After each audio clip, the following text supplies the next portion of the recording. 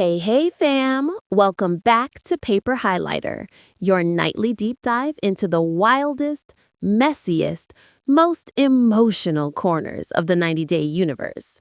If you thought this franchise couldn't shock you anymore, tonight's lineup is proof that we are so not done.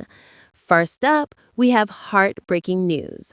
Fan favorite dad, Chuck Potthast, has passed away at 65 after a long, brutal health battle. His daughter, Libby, just dropped an emotional tribute that has the entire 90-Day community gutted. We're talking closed comments, shattered hearts, and a family trying to figure out how to move forward without their rock. Then we swing to something softer but just as intense emotionally. Mike at the most beautiful baby shower, grinning from ear to ear next to his pregnant girlfriend under baby Zena Roses balloons. Fans are obsessed with his glow-up, confused about the baby name spelling, and absolutely fixated on one huge question. Where is Mike's mom? Next, Brandon and Julia finally get the reaction they've always wanted. They drop pregnancy news, and Betty and Ron go from overbearing to we'll do whatever Julia wants in about 5 seconds. Are Brandon's parents actually chill now? Meanwhile, Darcy and Georgie admit they've hit a 6-month dry spell. Libby reveals that Andre has floated the word divorce, and Stacy claims Florian basically peaced out right after getting his American citizenship. The twins are calling it abandonment, usurship, and a whole lot of unfinished business. If you love living in the intersection of messy and emotional, do not scroll away. Hit like, smash that subscribe button, tap the bell so you never miss a drop, and tell me in the comments which storyline you're watching with popcorn in hand tonight. All right, let's get into it. First story of the night: 90-Day Fiance mourns. Beloved dad Chuck Potthast dies at 65. Chuck Potthast, Elizabeth or Libby Potthast's beloved father, has passed away at 65 after years of health battles. Tonight, we're breaking down Libby's heartbreaking tribute, Chuck's long fight, and how the 90-Day community is rallying around this family. So let's get into what actually happened and why this is hitting fans so hard. If you've watched 90-Day Fiance or Happily Ever After for any length of time, you know Chuck. He wasn't just Liddy's dad. He became one of those rare TLC dads that viewers genuinely rooted for. We saw him deal with messy family drama, money arguments, sibling feuds, and still try to keep everyone together. But behind all that reality TV chaos, Chuck was quietly fighting for his life. He'd been battling glioblastoma, a serious form of brain cancer, for years. In 2017, he actually beat it. He rang that metaphorical bell, he celebrated being cancer-free, and fans were so relieved. Even after that victory, he stayed on top of his health. Chuck went in for checkups every 6 months, doing exactly what he needed to do to stay here for his kids and grandkids. Then, more recently, he shared another big update: an 8-hour hernia surgery. He talked about how intense it was, how many complications he faced, but also how grateful he was to be back home. Fans flooded the comments with encouragement, rooting for his recovery once again. It really felt like Chuck had made it through another storm, which is exactly why today's news feels like such a gut punch. Libby shared a photo with her dad, her husband, and their kids, that classic warm family snapshot. And then came the caption: 2 weeks ago, tragedy struck our family, and it has left us completely shattered. She shared that her sweet dad went to heaven, and you can feel how lost she is in those words. She also did something that says everything about how raw this moment is. She turned off the comments. This is a woman who's grown up in front of cameras, who's used to people weighing in on every part of her life, and she's saying, not right now. She asked for privacy, and the fandom actually listened. What we do know is that Chuck had been through a lot medically: brain cancer, major surgery, regular monitoring, but Libby didn't share a detailed cause of death. And fans, while curious, have mostly responded with respect. Across social media, condolences have been pouring in. People are calling him the best TLC dad, a genuine soul in a messy franchise, and thanking him for the moments he gave them on screen. They know how close Libby was to him, how much she leaned on her dad, and they're already worried about what life looks like for this family without him at the center. Right now, the vibe in the fandom is a mix of heartbreak and protective energy. Fans want answers, sure, but more than anything, they're wrapping Libby, her siblings, and all those grandbabies in a virtual hug. Stick around because the emotional roller coaster doesn't stop here. Up next, we're going from grief to glow up, Mike's baby shower, baby Zena Roses, and the fan comments that have everyone asking, where is his mom, and is Natalie somewhere punching the air? All right, let's talk about this baby shower because the vibes were shockingly wholesome for a 90-day alum. We've got soft pink, cream, and gold balloons dripping from the ceiling, a big welcome sign that says Baby Zena Roses, and a room full of people who look genuinely happy to be there. No tension, no icy stares, just pure, cozy celebration energy. And right in the middle of it all, Mike. Not awkward, not stressed, not getting emotionally steamrolled on camera, but actually peaceful. He's standing next to his pregnant girlfriend with the biggest smile we've seen on him in years. At one point, he says, "My life is different now. My baby girl is finally going to be here," and you can literally see his whole face soften. Fans picked up on it instantly. This is not the same man we saw fumbling through that disastrous relationship with Natalie. But of course, this is 90-day world. The internet wasted zero time. The first wave of comments were all about Natalie. People were joking that she was punching the air, climbing the walls, and having a full meltdown somewhere after seeing Mike finally living the calm, stable life she never seemed to want with him. You've got comments like, "Mike dodged the bullet for. He looks happier now than he ever did with Natalie." Some went even further with the classic 90-day dark humor. She wanted a green card, but he wanted a family. Another mail-order bride. Where's "throw mama from the train? That woman is birth control." It was savage, but it also told you exactly how viewers read this moment. In their eyes, Mike escaped chaos and landed in healing. Fans clocked that his famously intense mom was absolutely nowhere to be seen in the photos. No lurking in the background, no posed family shot, nothing. For viewers who watched her dominate his storyline, that silence is loud. But even with the jokes, the digs, and the theories, the main tone in the comments is actually really sweet. People keep saying this is the happiest they've ever seen him. They're calling this his peace era, saying he finally found someone kind, calm, and actually loving. Over and over, you see, he deserves this. He deserved a soft life. He deserved a real family. And with the baby girl on the way, fans are low-key rooting for him harder than ever, while also side-eyeing the possibility of old drama or old cast members creeping back into the picture. Right now, the fandom feels like it's watching a redemption arc in real time, celebrating Mike's fresh start while keeping one eye open for any surprise cameos, especially from a certain ex or his very opinionated mother. And just when you think 90-day vibes can't get any more emotional, we're heading into a storyline that shocked everyone in the best way. Up next, Brandon's parents, yes, Betty and Ron, are suddenly talking about respecting boundaries with Julia after a pregnancy reveal. You're not going to want to miss this switch up. Okay. If you've watched Brandon and Julia's journey, you know their biggest villain was never just distance, money, or paperwork. It was Brandon's parents and their inability to stay in their own lane. From the beginning, Betty and Ron were deep in their son's business. We're talking telling Julia she could always go back to Russia when things got tense, freaking out over Brandon quitting his job, pushing birth control talk, fertility opinions, and advice nobody asked for. Anytime Brandon tried to act like an adult, his parents were right there with the reaction, a warning, or a guilt trip. So fans have gotten used to seeing Julia constantly push back and beg for some space. Fast forward to the tell-all.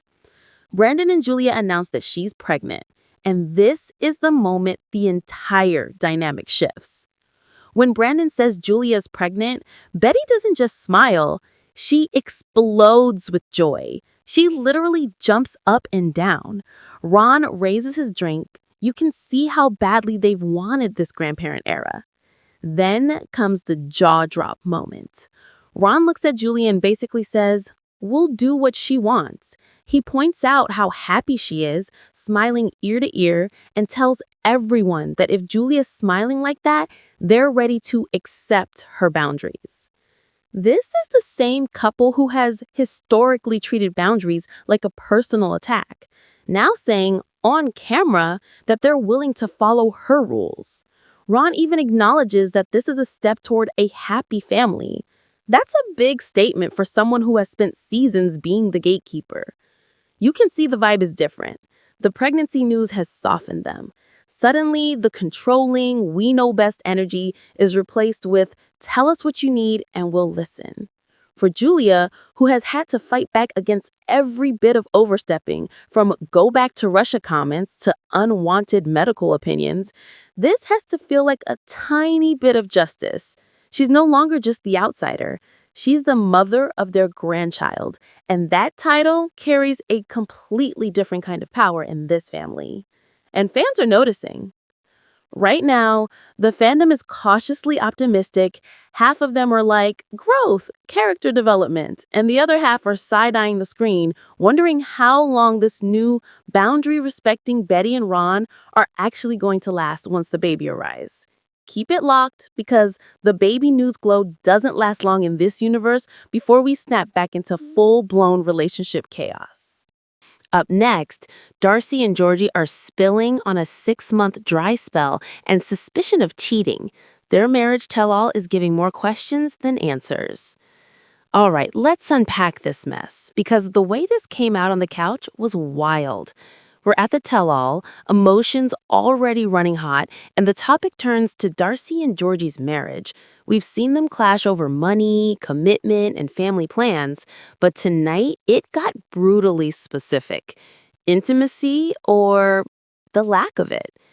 Darcy drops the bomb. She and Georgie are not having sex at all. You can literally see everyone's eyebrows hit the ceiling. Kara, Yara, Andre, Shane, they're all like, wait, what? Kara jumps in and basically calls it how she sees it. She says Georgie acts like Darcy is replaceable, like he could swap her out for anything at any time. She lays into him for not showing long-term commitment, not having a real financial plan, and now not even being physically present in the marriage. Yala backs her up, reminding Georgie that he has been denying sex with Darcy. That's where the panel really starts circling him. Georgie tries to deflect and flip it back on Darcy, saying she's the one who doesn't want to be intimate. Darcy instantly disagrees. Now we've got this classic he said, she said moment playing out in front of the entire cast and all of us at home.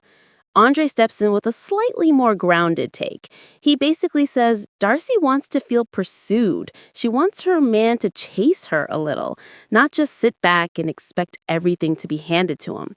He points out that Georgie never really did that. And surprise, surprise, that distance just kept growing. Then Shane, the host, asks the question everyone is thinking. When was the last time you two had sex? Darcy answers back when the Last Resort tell-all was filmed. 6 months ago. You can see jaws drop on the couch. Shane even calls it what it is, a full-on dry spell.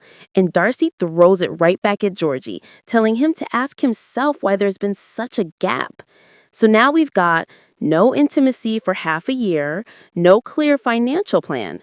For a couple who just recently walked down the aisle, this level of disconnect is not a good sign. Fans are already predicting separation, or at least a trial split, if something doesn't dramatically change, and fast. Right now, viewers are torn between Darcy deserves better and she picked him again. But almost everyone agrees 6 months without intimacy in a brand new marriage is less rough patch and more blaring red siren. Don't touch that dial because the relationship chaos is just getting started. Coming up, Elizabeth drops a bombshell of her own, revealing that Andre has already brought up divorce, and it might be more serious than anyone realized. All right, let's set the scene, because this didn't go down in some quiet therapy session. It went down backstage at one of the most chaotic tell-alls we've seen. Libby and Loren step away from the main group to talk in a corner. You can feel the tension right away. This isn't two girlfriends catching up. This is a confrontation that's been brewing for a long time. Loren basically tells Libby, "You and Andre both hurt me." She's referencing all that drama, the shade Andre has thrown, the tension between couples, and how things went from friendly to fractured. Libby, already emotional, fires back. She's clearly hurt, clearly overwhelmed, and then she drops the bomb that freezes everything. She says that she and Andre were literally talking about divorce last week. You can see it in her body language. This isn't some messy storyline she's hyping for TV. She looks terrified that this might actually happen. Her voice breaks, tears come, and it feels like she's finally admitting just how bad things have gotten behind the scenes. Meanwhile, where is Andre? He's off playing ping pong with Alexei, completely separate from this emotional meltdown his wife is having just a few feet away. That visual alone had fans raging online. Libby in tears, Andre chilling with the boys. We know these two have had long-running issues. The Moldova move, he's wanted to go back. She's torn about uprooting their life. His controlling, often aggressive personality, the yelling, the shade, the my way or the highway energy. Their fallout with Loren and Alexei, what used to be a fun, friendly couple dynamic, has turned into cold distance and open resentment. In this corner conversation, Libby is basically begging Loren to understand that she's drowning. She feels betrayed by a friend and scared of losing her marriage at the same time. She says Loren hurt her, Andre hurt her, and the word divorce isn't hypothetical anymore. It's sitting in the middle of her life like a ticking bomb. What hits hardest is how alone Libby seems in that moment. She wants Loren to stay by her side, but their fallout has clearly cut deep. She wants her marriage to work, but she's also openly acknowledging that Andre has seriously considered walking away. So now we've got a fractured friendship, a husband who brings up divorce, a wife who feels cornered, hurt, and abandoned emotionally. For a couple that once looked like one of the more solid success stories, this tell-all just ripped the curtain all the way back. Fans are split between Libby needs to wake up and leave this man, and Andre is all talk and no follow-through. But almost everyone agrees once the divorce word is out loud, you can't put it back in the box. Stick around, because the Silva universe is not done serving immigration-era heartbreak and accusations of being used. Up next, Stacy is claiming Florian checked out the second he got his American citizenship and moved out, leaving her feeling used, abandoned, and maybe done for good. On Happily Ever After's explosive tell-all, after ripping into Georgie and weighing in on Darcy's marriage, Stacy finally turns the spotlight on her own. And what she reveals? It's dark. She tells Shane and the rest of the cast that after Florian got a job in Connecticut, after he locked in his U.S. citizenship, he moved out. Not, we're doing long distance for now, not, we're figuring it out, but gone.